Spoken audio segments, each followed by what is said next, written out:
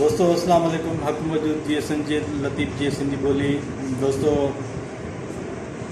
Corona वारे मामले ते ये सिंधी क़ौम वॾी ज़िदी रही आहे। जीअं माना जंहिं शइ खां जेका जलबो आहे त उॾे अञा जेका घणी गत ॾींदी आहे ऐं ज़िद ॾींदी आहे।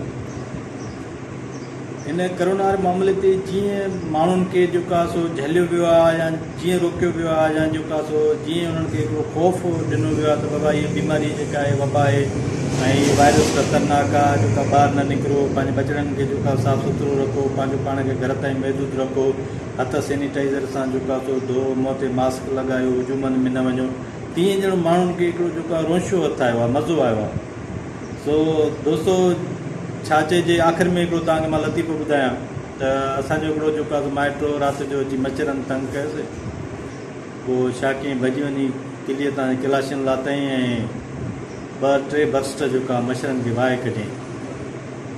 दोस्तो कंहिं बि दुश्मन खे ताक़त सां न अकुल सां ख़तमु कबो आहे। अकुलमंदी इहा आहे त मच्छरदानी लॻायो, मच्छर स्प्रे कयो, कॉइल ॿारियो, किलाशियूं न हणिबियूं मच्छरनि खे। 300 रुपया गोली लॻी पिया, 3 बर्स्ट वाहे कढी, घणा मच्छर मुआ हूंदा। दोस्तों जेकर ये वीडियो मुझे पसंद अचे तो मेहरबानी करे जेका सब्सक्राइब शेयर करियो। इंशाल्लाह वरी कंहिं नए मौज़ूअ सां तव्हां मुखातिब थींदासीं। तेसिताईं जो इजाज़त, सलाम, अल्लाह हाफ़िज़।